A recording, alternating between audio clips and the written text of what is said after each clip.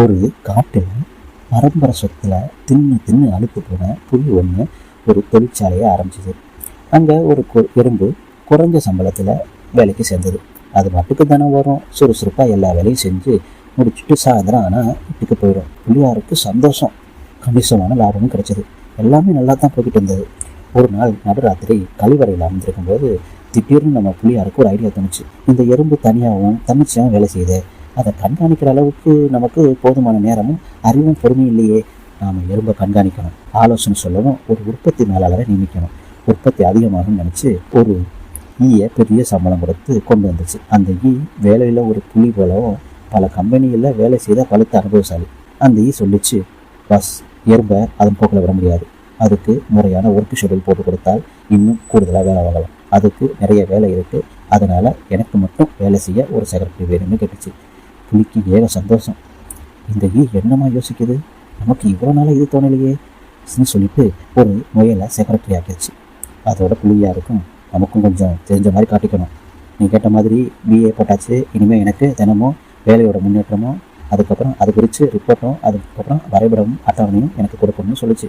Okay pass, அதுக்கு மேலே என்ன பிரமாதமாக செஞ்சுக்கலாம், அதுக்கு ஒரு கம்ப்யூட்டரு பிரிண்டரு ப்ராஜெக்டெலாம் வேணுமே என்னது. அப்படியே வாங்கியாச்சு. அந்த கம்ப்யூட்டர் டிபார்ட்மெண்ட்டுக்கு ஒரு பூனையை தலைமையாக போட்டாச்சு. இப்போது ஏகப்பட்ட கெடுபிடி நெருக்கடினால விரக்தி அடைந்த அந்த எறும்போட வேலையில் ஒரு தொய்வு வந்துச்சு. உற்பத்தி குறைஞ்சிச்சு.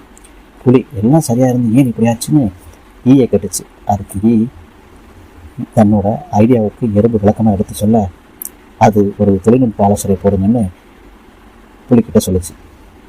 உடனே எறும்பை விட அதிக சம்பளத்தில் ஒரு குரங்க அந்த வேலைக்கு புலி கொடுத்துச்சு. ஏற்கனவே டல்லான எறும்பு இப்போ குரங்கும் அதன் பங்குக்கு குழப்ப அன்றைய தினத்துக்கான திட்டமிட்ட வேலைகள் எதுவுமே அன்னைக்கே முடியாமல் போனது எறும்புக்கு. மேலும் உற்பத்தி குறைஞ்சு கம்பெனி நஷ்டத்தில் இயங்கிச்சு.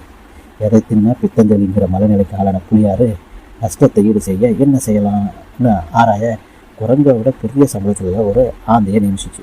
ஆந்தை ஒரு 3 மாதம் கட்டும் ஆராய்ச்சிக்கு பின் கடைசியாக அப்படி சொன்னாச்சு, தொழிற்சாலையில் தேவைக்கு அதிகமாக ஆள் இருப்பதே காரணம், யாரையாவது வேலையை ஒட்டி எடுத்துட்டா நிலைமை ஓரளவுக்கு சரியாகும் பாஸ் அப்படின்னு புலிக்கிட்ட சொல்லிச்சு.